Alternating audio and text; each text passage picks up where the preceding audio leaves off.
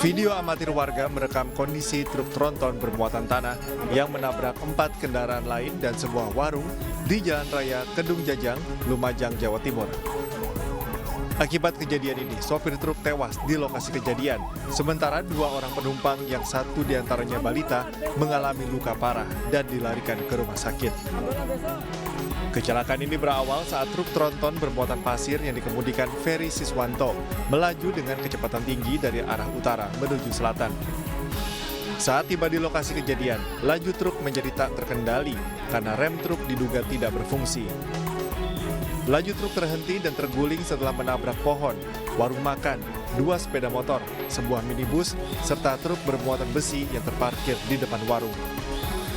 Yang semula kendaraan tronton pasir warna hijau, yaitu berjalan dari arah Probolinggo, dari arah utara menuju Kabupaten Lumajang, yaitu tepatnya di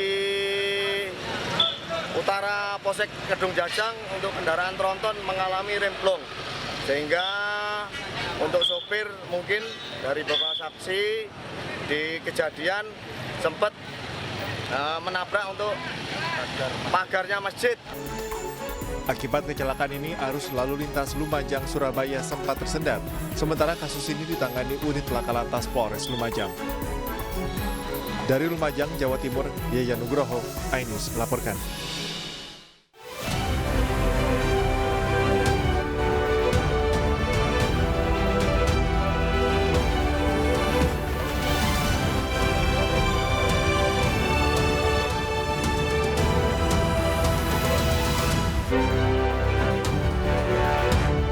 Juga banyak kejanggalan, Aiman Wicaksono melaporkan penyitaan ponselnya ke Kompolnas.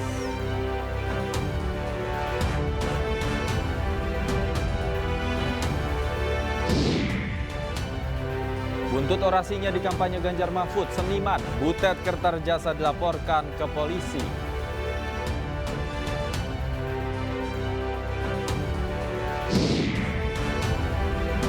Puluhan anggota KPPS diduga keracunan makanan usai mengikuti bimbingan teknis di Kabupaten Cilacap, Jawa Tengah.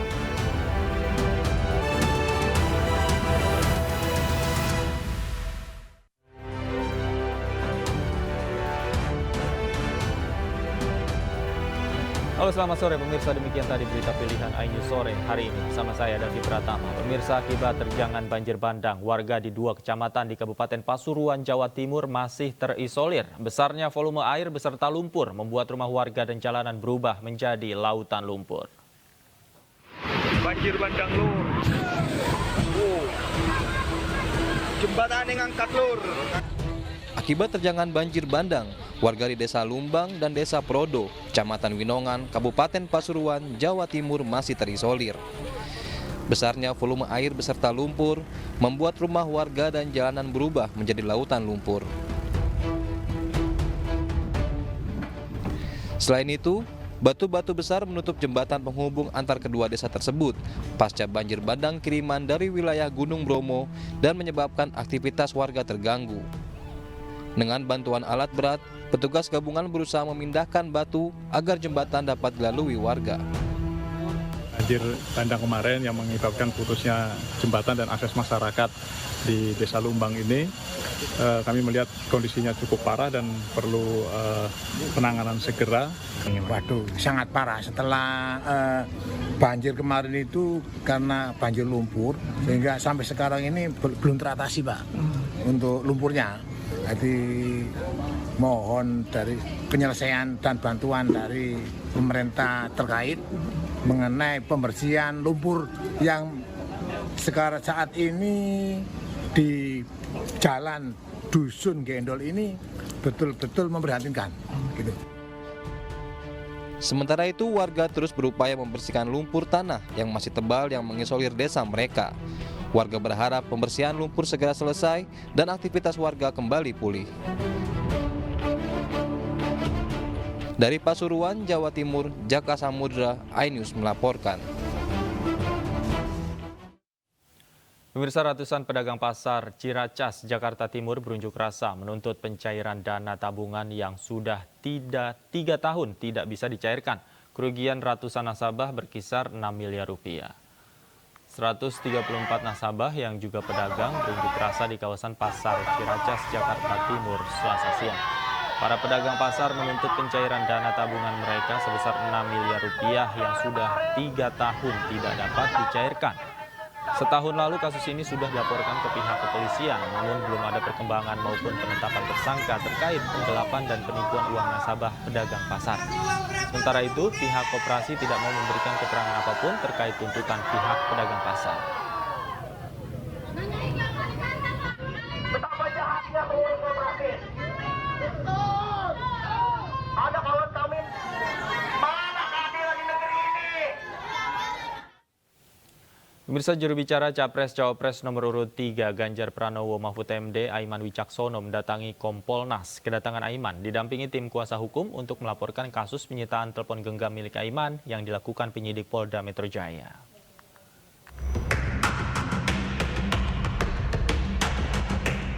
Juru bicara Capres-Cawapres nomor urut 3 Ganjar Pranowo Mahfud MD Aiman Wicaksono mendatangi Kompolnas Selasa siang. Kedatangan Aiman didampingi tim kuasa hukum untuk melaporkan kasus penyitaan telepon genggam milik Aiman yang dilakukan penyidik Polda Metro Jaya. Aiman menegaskan pernyataannya terkait dugaan oknum aparat tak netral di pemilu disampaikannya saat masih menjadi jurnalis aktif. Pada saat kejadian, itu posisi saya kan masih wartawan, sehingga melekat pada saya hak tolak, bukan hak jawab ya, hak tolak. Sehingga saya bisa kemudian mengingkari siapa atau tidak memberitahukan siapa narasumber saya. Dan saya berkomitmen untuk tidak memberikan siapa narasumber saya. Karena mereka kan menyampaikan informasi itu bahkan sebelum konferensi pers. Saat saya masih aktif menjadi wartawan. Dan mereka mengetahui bahwa saya adalah wartawan. Jadi ketika kemudian saya buka di kemudian hari, itu tidak fair. Apalagi pada saat saya menyampaikan konferensi pers, saya masih berprofesi sebagai wartawan, melekat. Sementara, kuasa hukum Aiman mempertanyakan penyitaan telepon genggam Aiman oleh penyidik, padahal Aiman berstatus sebagai saksi. Betul, ada surat penyitaan yang dimiliki oleh penyidik, perintah izin penyitaan dari pengadilan, tapi di dalam surat izin penyitaan dari pengadilan tersebut, hanya satu yang diizinkan, barang bukti yaitu handphone yang dimiliki oleh saudara Aiman. Namun untuk 3 barang bukti lainnya tidak diberikan izin dalam surat izin penyitaan oleh Pengadilan Negeri Jakarta Selatan. Jadi ini juga perlu dicatat. Langkah solid dari seluruh jajaran tim pemenangan nasional Ganjar Mahfud membela hak Aiman bersuara sebagai wujud praktek demokrasi. Dari Jakarta, Widya Bayujati melaporkan. Dan pemirsa, kita akan langsung menuju ke rumah pemenangan Ganjar Mahfud untuk menyaksikan konferensi pers terkait penanganan kasus penyitaan telepon genggam milik Aiman Wicaksono berikut ini. Terhadap akun Instagram ya, dan juga email dari saudara Aiman. Ya. Nah ini buat kita merupakan satu aba-aba, satu warning bahwa tindakan represif dari aparat penegak hukum itu sudah keterlaluan, sudah melewati kewajaran, ya. Karena status saudara Aiman ini adalah saksi. Ya. Saudara Aiman ini belum jadi tersangka. Ya. Nah, sebagai saksi, ya, penyitaan itu tidak bisa dilakukan. Ya. Saya menangkap bahwa pihak kepolisian menyadari bahwa mereka dalam posisi yang tidak cukup kuat untuk melakukan penyitaan. Tapi penyitaan itu tetap dilakukan. Mereka punya penetapan yang dikeluarkan oleh Pengadilan Negeri Jakarta Selatan. Celakanya, ya, saudara-saudara, penetapan itu tidak diberikan kepada saudara Aiman dan kuasa hukumnya. Saya minta kepada Pak Vincentius kopi dari penetapan Pengadilan Negeri Jakarta Selatan, tapi kita tidak punya kopinya. Kita punya hanya satu lembar, ya, yang ya semacam informasi umum, bukan summary ya, itu hanya poin saja. Nah itu tidak menggambarkan reasoning, ya, legal reasoning, ya, alasan hukum dari penyitaan yang dilakukan, ya, terhadap HP, terhadap akun Instagram, terhadap email ya dari saudara Aiman. Nah buat saya ini adalah bentuk intimidasi bukan saja terhadap saudara Aiman, tapi juga terhadap yang lain-lain yang kritis ya, terhadap kekuasaan. Ya.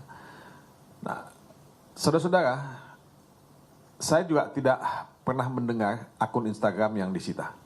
Ya, mungkin ini yang pertama kali dalam sejarah kita. Saya nggak tahu kalau saya salah, tapi sepengetahuan saya, ya, belum ada yang sepengetahuan saya. Mungkin saya salah. Ya. Email saudara Aiman juga disita. Menurut saya ini udah berlebihan ya. Betul-betul di luar akal sehat kita semua ya, sebagai warga negara, sebagai praktisi hukum, bagaimana seorang saksi bisa diperlakukan seperti ini. Ya. Saya tahu tidak mudah ya suasananya pada waktu itu karena saudara Aiman dan tim kuasa hukum itu berada di Bareskrim ya, di Polda ya sekitar 12 jam. 12 jam dan itu memang suasana psikologis yang tidak enak ya. Dan ini membuat ya banyak ya pihak ya yang di luar yang merasa sangat khawatir dengan apa yang terjadi. Saya tahu bahwa ya pihak kepolisian ya memang berusaha untuk mendapatkan bukti-bukti, tapi kita keberatan ya, yang mendapatkan bukti-bukti dengan cara yang tidak proper seperti ini. Karena ini ya sekali lagi saya katakan bukan sebagai tersangka. Hal yang kedua yang saya ingin katakan, saudara Aiman ini wartawan. Ketika membuat press conference di sini, saya juga hadir. Saudara Aiman ini bukan teroris, ya, bukan penjahat narkotika, bukan penjahat perang. Nah, saya kira dia punya hak untuk bisa memiliki, ya, apa yang disebut HP-nya dia, Instagram-nya dia, dan email-nya dia. Lakukan, ya, dengan cara yang semena-mena seperti itu. Saya mungkin akan agak menerima kalau dia teroris, kalau dia penjahat narkotika, ya, kalau dia koruptor, boleh silahkan lakukan seperti itu, karena itu penting untuk penyidikan. Tapi dalam kasus Aiman, polisi sudah melewati batas-batas kewajaran dalam melakukan penyitaan ini. Nah, saudara-saudara, tadi saya sudah katakan penetapan itu kita tidak terima. Nah, waktu HP-nya diambil, disita, akun Instagram-nya, email-nya, ada berita acara yang ditandatangani. Tapi itu pun, berita acara itu, kita tidak diberikan kopinya. Jadi ini semua ini merupakan pelanggaran dari hukum acara. Pelanggaran dari due process of law. Dan kita akan mengambil langkah-langkah hukum sesuai dengan ketentuan hukum yang berlaku untuk membela kepentingan hukum saudara Aiman, dan sebetulnya bukan hanya atas nama saudara Aiman, tapi atas nama warga negara Indonesia yang menyatakan pendapat, menyatakan sikap kritis, ya, menyatakan ekspresi opininya, supaya tidak diperlakukan seperti ini. Nah, kami sudah sepakat di tim akan menyampaikan pengaduan kami kepada Propam, ya. Kemudian juga akan menyampaikan laporan ke Kompolnas, kemudian ke Ombudsman, ke Komnas HAM, dan juga dalam waktu dekat kami akan mendaftarkan pra-peradilan, ya, permohonan pra-peradilan ke Pengadilan Negeri Jakarta Selatan. Saya kira itu yang mungkin saya ingin sampaikan ya kepada teman-teman. Kasus Aiman jangan dilihat secara isolated, secara terpisah. Ya. kasus Aiman ini ya kita harus lihat dalam konteks ya. Seperti misalnya sekarang ada saudara Butet ya, Kertajasa yang dilaporkan ke polisi. Kemudian ada saudara Palti Huta Barat yang juga ditangkap di pagi hari jam 3. Nah, ini semua bagian dari ekosistem ketakutan yang diciptakan oleh kekuasaan.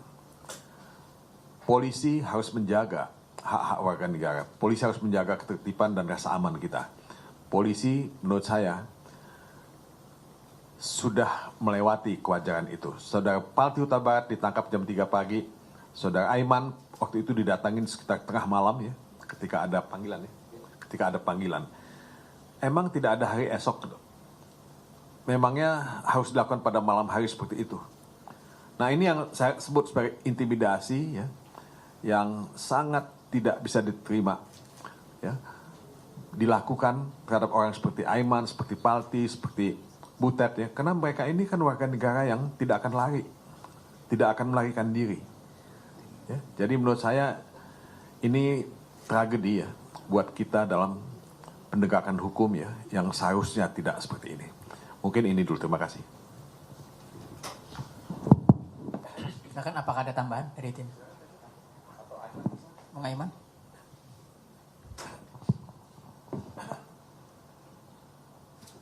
Iya, saya pikir saya sudah sering kali menyampaikan, tapi singkat saja, bahwa sekali lagi apa yang terjadi pada saya ini secara logika sederhana saja sudah tidak masuk akal. Karena apa yang saya sampaikan itu juga disampaikan secara lebih detail bahkan, dan persis ya, dan bahkan lebih detail oleh media-media lain yang saya sudah sebutkan sebelumnya. Ada banyak media, ada beberapa media. Dan bukan 1-2 hari, tapi berhari-hari.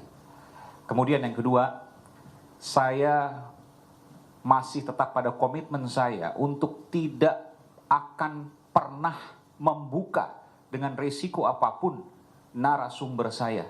Karena saya meyakini mereka adalah orang-orang yang baik, orang-orang yang menjaga kredibilitasnya.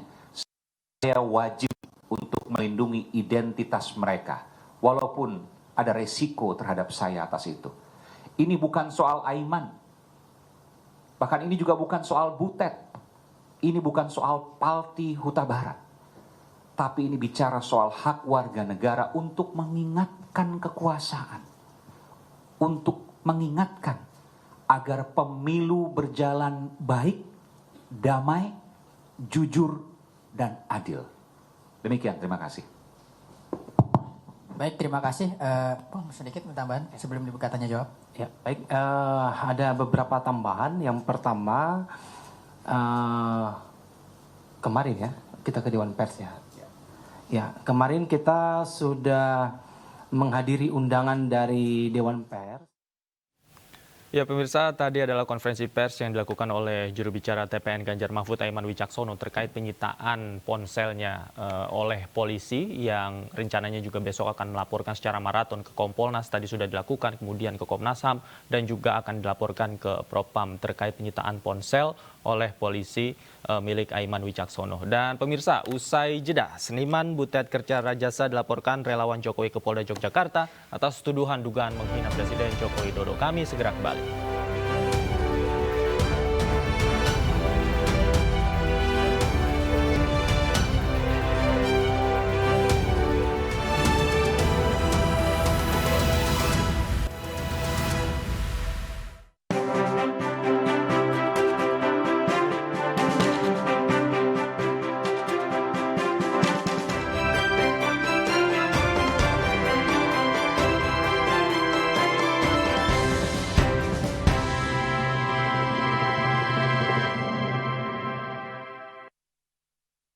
Acara ini dipersembahkan oleh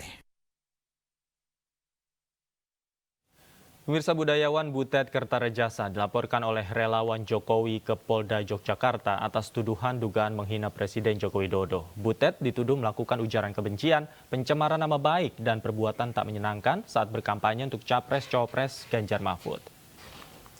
Mas Ganjar datang, lalu ada yang ngintili. Hari ini Mas Ganjar akan datang menemui kita. Kemarin sudah ada yang ngintili. Seniman butet Kertarejasa dilaporkan ke Polda Yogyakarta atas tuduhan dugaan menghina Presiden Joko Widodo. Pelapor mengaku sebagai relawan Projo Yogyakarta, arus bawah Jokowi dan sedulur Jokowi. Mereka mendatangi kantor Polda Yogyakarta Selasa siang. Butet dianggap menghina Presiden Jokowi saat ikut serta berkampanye untuk Capres nomor urut 3 Ganjar Pranowo di alun-alun Wates, Kulon Progo pada 28 Januari lalu.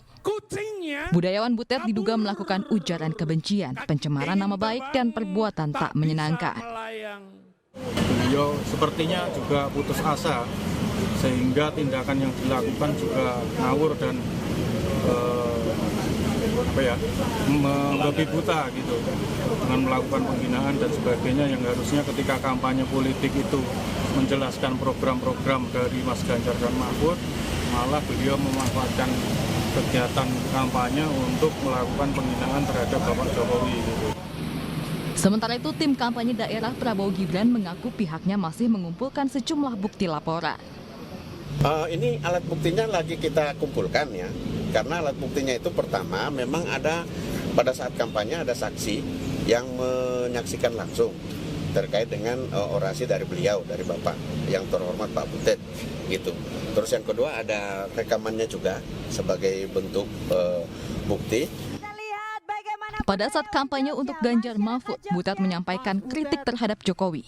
Kritik itu berisi kunjungan kerja Jokowi yang kerap membuntuti Ganjar, menyinggung revolusi mental, hingga aksi bagi-bagi bansos. Dari Sleman, Yogyakarta, Heru Trijoko, iNews melaporkan. Sekjen PDI Perjuangan Hasto Kristianto menyayangkan langkah Projo yang melaporkan seniman Butet Kertarejasa ke Polda Yogyakarta.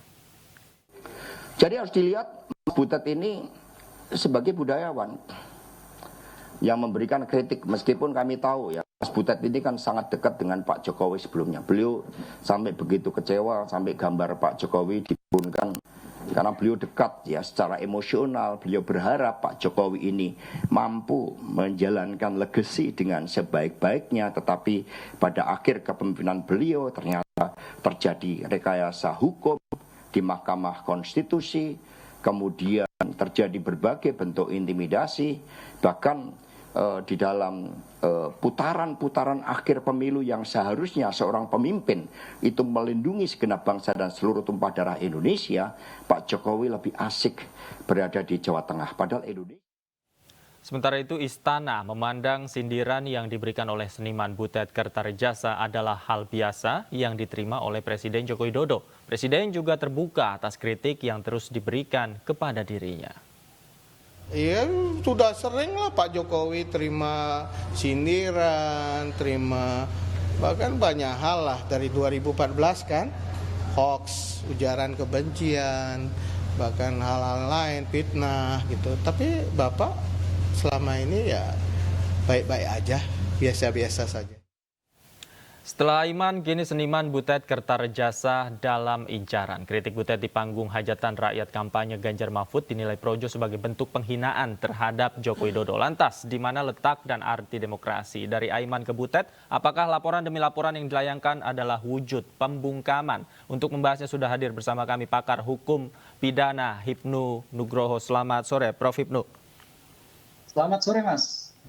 Prof, kalau kita lihat dari konteks apa yang disampaikan Mas Butet di atas panggung, kalau dari sisi pidana, apakah itu betul-betul melanggar hukum? Jadi begini Mas, kita harus melihat yang kita baca dalam berbagai media adalah laporan tentang pencemaran nama baik dan ujaran kebencian. Kita melihat suatu objek, konteks dari suatu peristiwa. Dalam hal melaporkan, oke, di era sekarang itu namanya melaporkan itu suatu hal yang umum. Bahkan kalau kita ngelirik tidak berkenan pun bisa dilaporkan, gitu Mas. Apalagi ini suatu pernyataan seperti itu. Oleh karena itu, di situasi demokrasi kebebasan yang seperti ini, kepolisian sebagai penyidik harus punya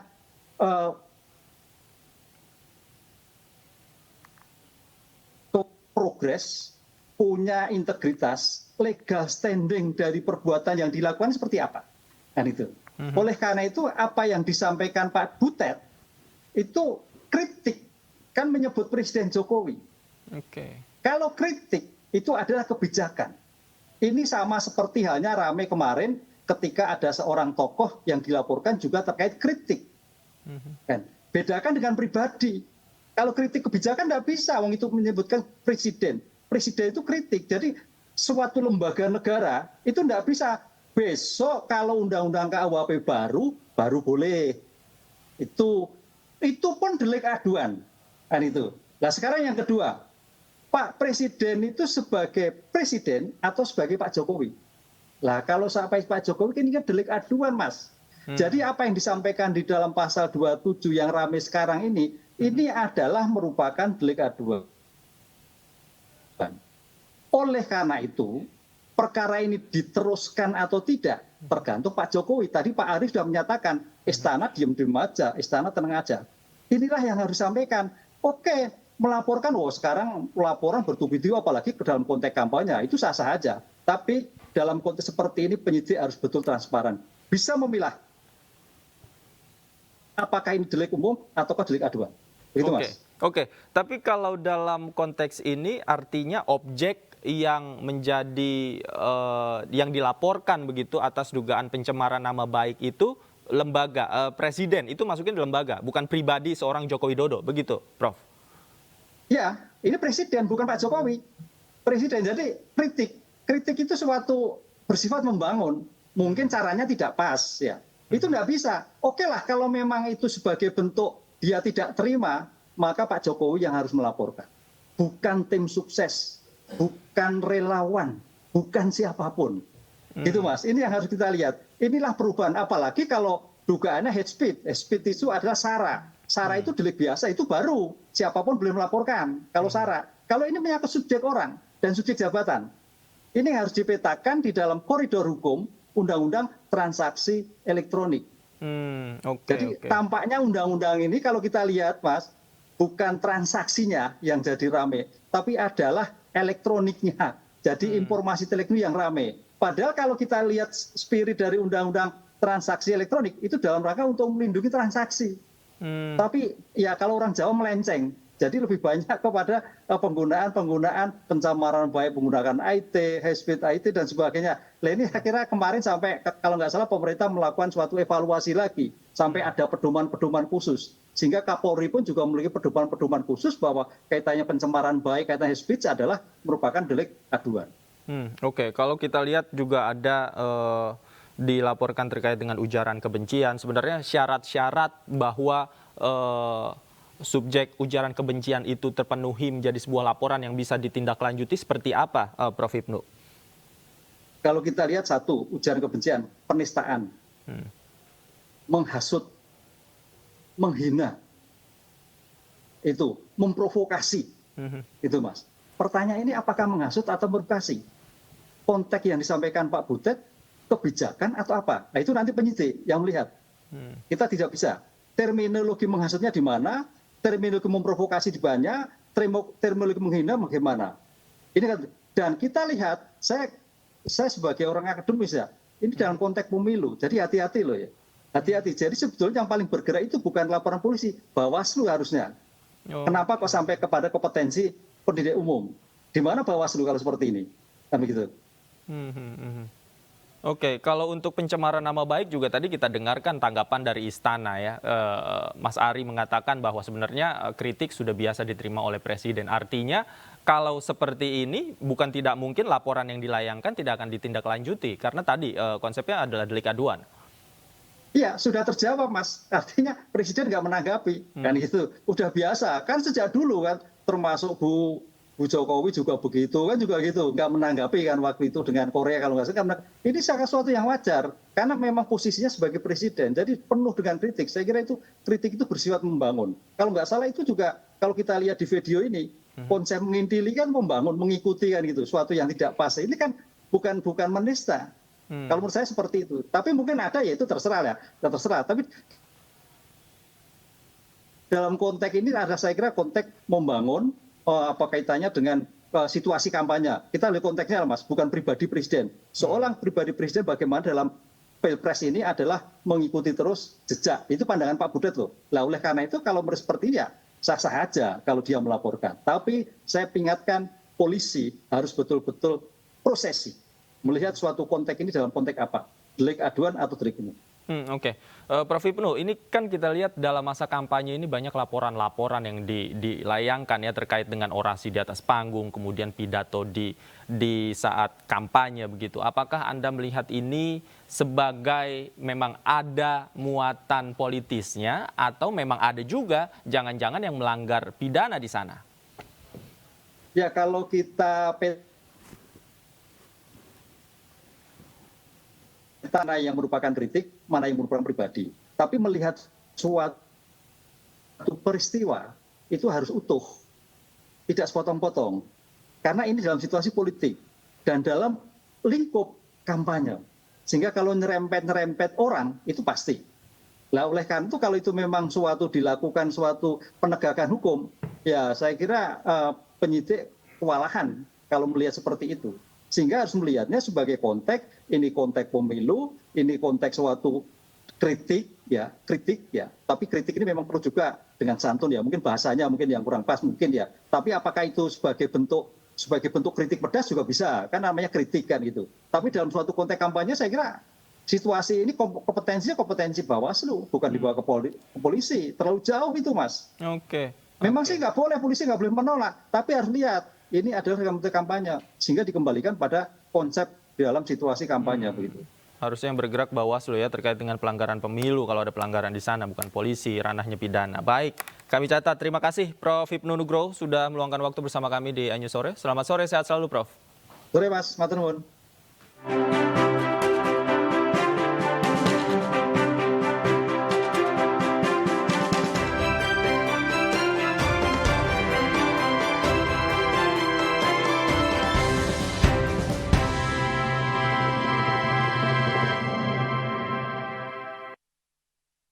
Acara ini dipersembahkan oleh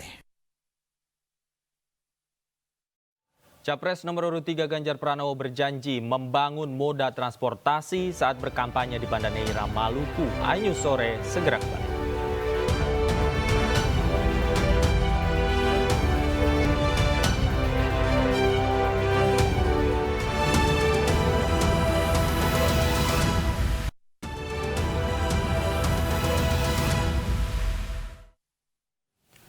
Pemirsa, ledakan terjadi di Rumah Sakit Semen Padang, Sumatera Barat. Diduga sumber ledakan terjadi di salah satu lantai rumah sakit.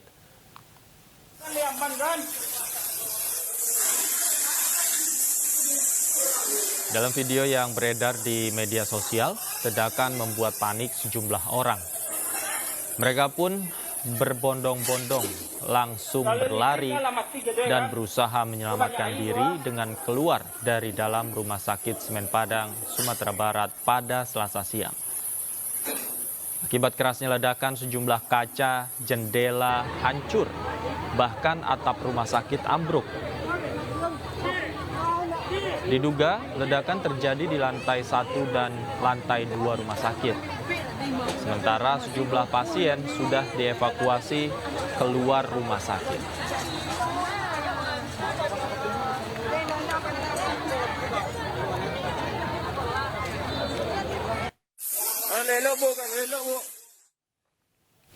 Dan pemirsa, untuk mengetahui situasi terkini di Rumah Sakit Semen Padang, Sumatera Barat, kita sudah terhubung dengan rekan kami, kontributor Budi Sunandar di sana. Selamat sore, Budi. Seperti apa situasi saat ini di sana? Ya, selamat sore pemirsa dan Dava. Saat ini saya sedang berada di halaman Rumah Sakit Hospital Semen Padang Hospital.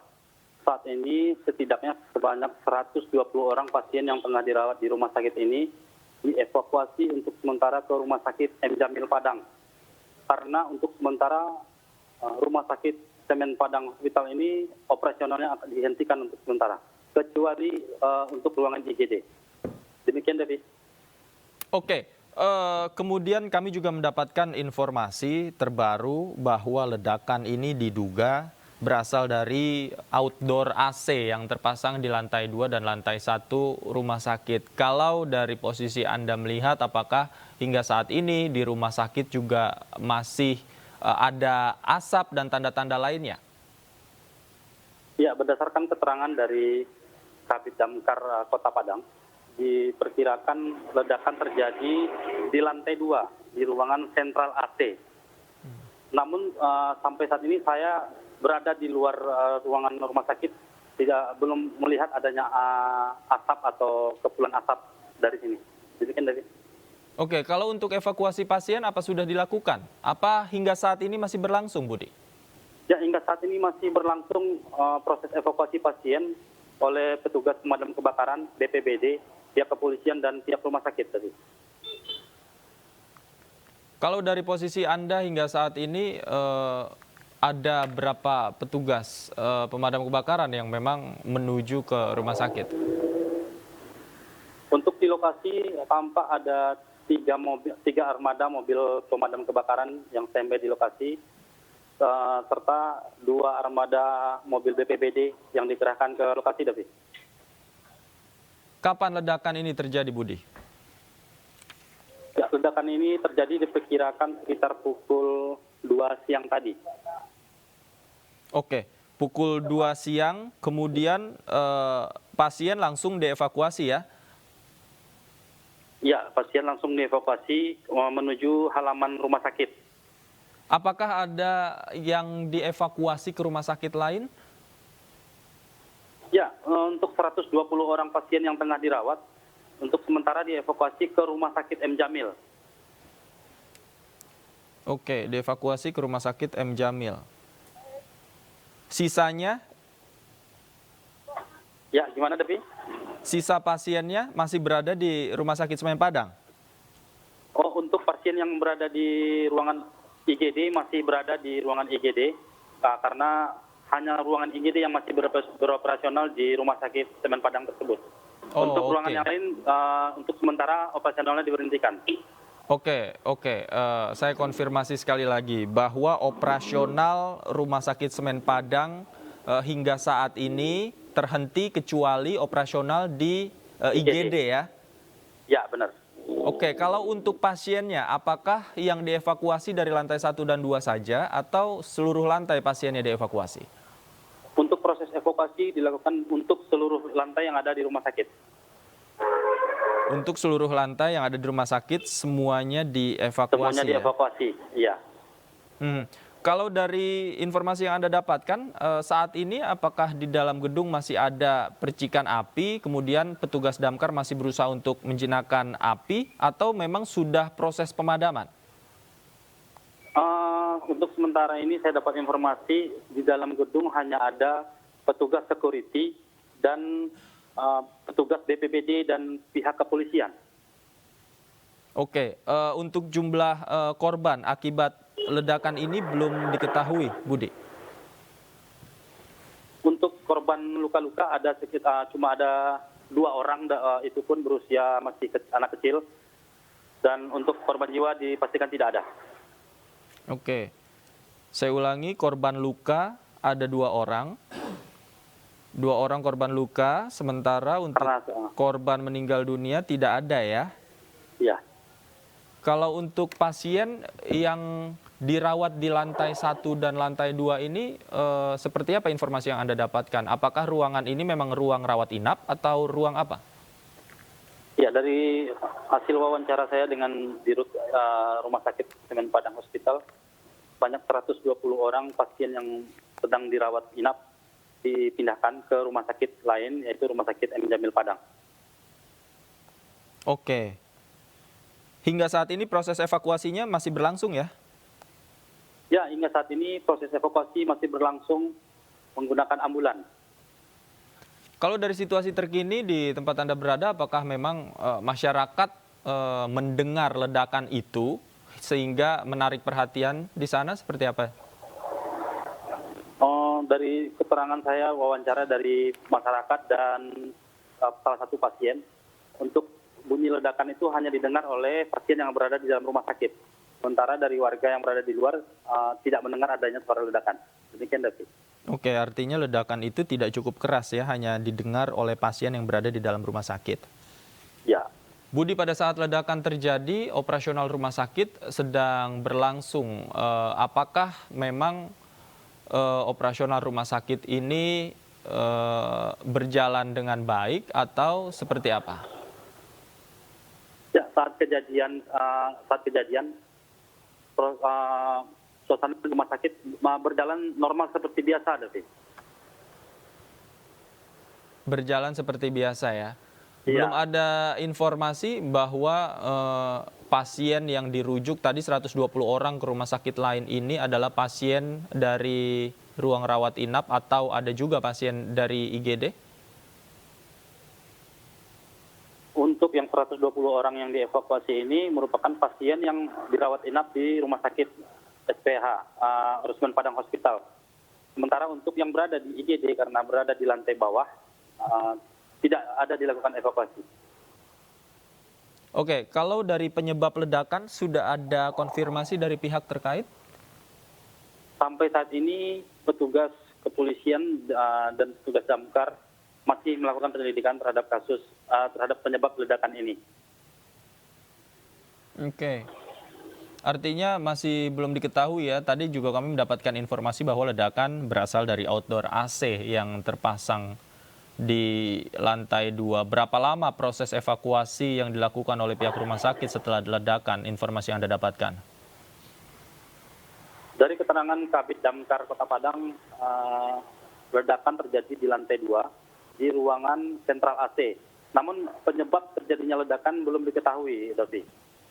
Untuk proses evakuasi sendiri, saat setelah kejadian berlangsung, petugas keamanan serta petugas tim medis langsung mengevakuasi pasien yang berada di lantai 2, lantai 1, lantai 3 langsung dirujuk ke teras.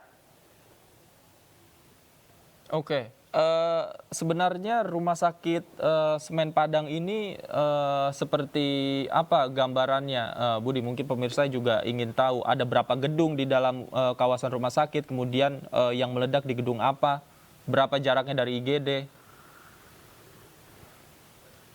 Ya, rumah sakit Semen Padang Hospital sendiri itu terdiri dari 3 lantai.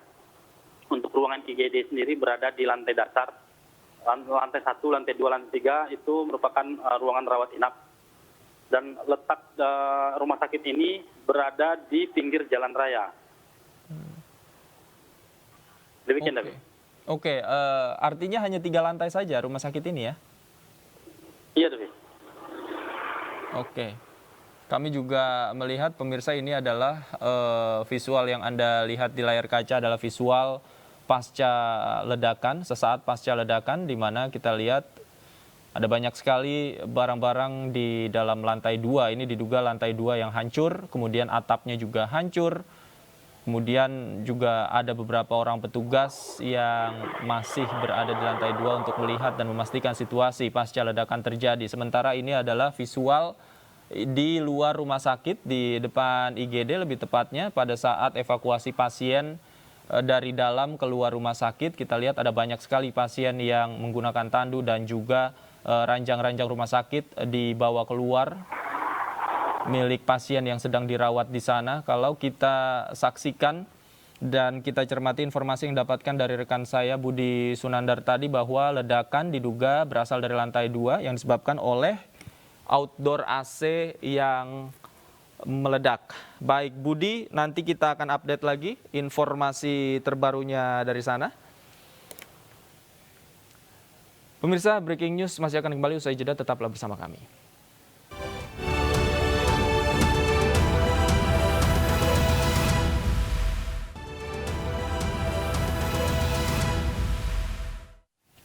Pemirsa, ledakan terjadi di Rumah Sakit Semen Padang, Sumatera Barat. Diduga sumber ledakan terjadi di salah satu lantai rumah sakit.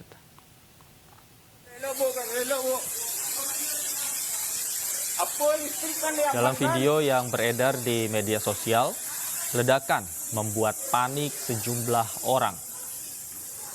Mereka langsung berlarian dan berusaha menyelamatkan diri dengan keluar dari dalam Rumah Sakit Semen Padang, Sumatera Barat. Akibat kerasnya ledakan, sejumlah kaca jendela hancur, bahkan atap rumah sakit ambruk. Diduga ledakan terjadi di lantai 1 dan lantai 2 rumah sakit. Sementara sejumlah pasien sudah dievakuasi keluar rumah sakit.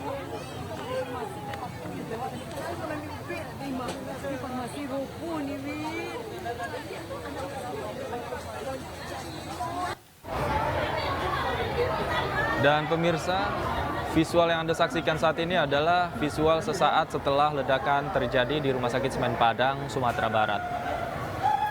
Di mana ledakan terjadi bersumber dari lantai 2 rumah sakit yang diduga berasal dari outdoor AC yang terpasang di sentral ruangan di lantai 2 rumah sakit. Akibat ledakan ini, sejumlah pasien, kemudian juga petugas rumah sakit memang langsung berusaha untuk menyelamatkan diri ke luar rumah sakit. Tampak beberapa petugas di dalam rumah sakit masih lalu lalang berusaha untuk menyelamatkan sejumlah pasien yang memang bisa segera diselamatkan, dievakuasi ke tempat aman di halaman rumah sakit. Dampak ledakan yang terjadi pada Selasa siang ini menyebabkan atap lantai 2 dan lantai 1 rumah sakit ambruk. Bahkan beberapa fasilitas di dalam ruangan di lantai 1 dan lantai 2 juga rusak akibat ledakan. Tentu saja hal ini membuat panik pasien, dokter, perawat, dan sejumlah pegawai rumah sakit yang memang saat itu sedang bekerja, sedang merawat pasien di Rumah Sakit Semen Padang. Kalau listrik kan mati gede kan, kebanyak air gua. Kami juga mendapatkan informasi bahwa dugaan ledakan berasal dari outdoor AC yang berada di lantai 2 yang saat siang tadi sedang diperbaiki oleh petugas, kemudian menimbulkan percikan api hingga akhirnya menimbulkan ledakan yang cukup besar dari lantai 2 hingga ke lantai 1. Beberapa pasien dievakuasi keluar rumah sakit, sementara untuk pasien yang membutuhkan perawatan secara intensif dirawat atau dirujuk ke Rumah Sakit M. Jamil. Setidaknya kami mendapatkan informasi ada 120 pasien yang dievakuasi ke Rumah Sakit M. Jamil untuk mendapatkan perawatan secara intensif.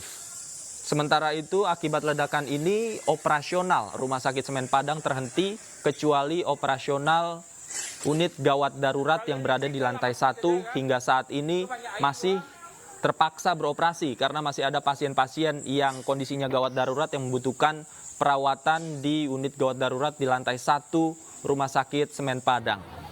Dan kami juga masih terhubung dengan rekan kami, kontributor Budi Sunandar yang saat ini berada di Rumah Sakit Semen Padang. Budi, Anda masih bersama kami, Budi? Ya tapi. Budi, kalau kita lihat ini dampak ledakan kan cukup parah. Kemudian atap ambruk, ada kaca-kaca yang pecah juga. Apakah ada informasi?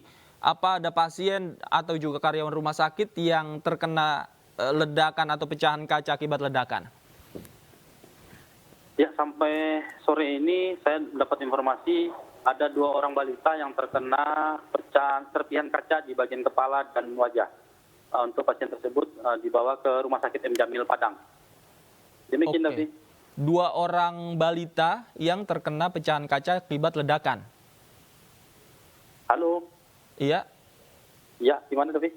Ada 2 orang balita. Iya, 2 orang balita. Oke. Bagaimana kondisinya terakhir Anda dapatkan informasinya? Untuk kondisi balita tersebut mengalami luka di bagian kepala dan di bagian pipi karena serpihan pecahan kaca, Davi. Oke.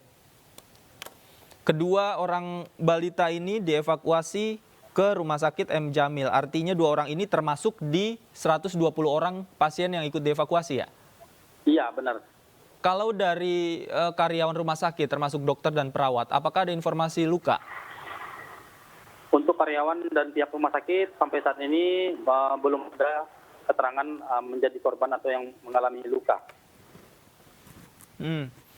Kalau untuk operasional hingga saat ini yang beroperasi masih unit gawat darurat, betul ya? Ya, benar. Sampai saat ini cuma IGD yang masih beroperasional. Sementara untuk ruangan lain tidak dioperasionalkan. Oke. Pemadam kebakaran hingga saat ini masih ada di sana, Budi? Ya, petugas pemadam kebakaran sampai sekarang masih standby di lokasi. Dan saya baru mendapat informasi untuk dari tim Gegana Polda Sumbar menuju ke lokasi. Demikian, Devi. Oke, ada tim Gegana dari kepolisian juga yang menuju ke rumah sakit ya? Ya. Kalau tadi Anda sempat mewawancarai mungkin dari pihak rumah sakit atau saksi di sekitar rumah sakit, apa informasi yang Anda dapatkan? Ya, berdasarkan hasil wawancara dari salah satu keluarga pasien yang berada di rumah sakit, saat kejadian dia mendengar adanya seperti suara ledakan dan tiba-tiba plafon di atas di lantai 2 itu tiba-tiba rubuh dan kaca berhamburan. Dan sontak situasi menjadi panik, mereka pun berlarian ke bawah. Demikian, David. Oke, apakah di halaman rumah sakit saat ini masih banyak pasien yang berada di sana? Karena tadi kami mendapatkan visual banyak pasien yang dievakuasi ke halaman rumah sakit. Ya, untuk seluruh pasien yang ada di dalam rumah sakit sudah dibawa ke teras, bagian teras depan rumah sakit, lengkap dengan peralatan tabung oksigen dan infus, menunggu proses evakuasi dengan menggunakan ambulan ke Rumah Sakit M. Jamil Padang. Untuk sekarang hanya tinggal 3 orang pasien yang akan dievakuasi ke Rumah Sakit M. Jamil. Demikian, David. Pemirsa, ledakan terjadi di Rumah Sakit Semen Padang, Sumatera Barat. Diduga sumber ledakan terjadi di salah satu lantai rumah sakit akibat dari outdoor AC. Dalam video yang beredar di media sosial, ledakan membuat panik sejumlah orang. Mereka berlarian berusaha menyelamatkan diri dengan keluar dari dalam Rumah Sakit Semen Padang, Sumatera Barat. Akibat kerasnya ledakan, sejumlah kaca jendela hancur, bahkan atap rumah sakit ambruk. Diduga ledakan terjadi di lantai 1 dan 2 rumah sakit. Sementara sejumlah pasien sudah dievakuasi keluar rumah sakit.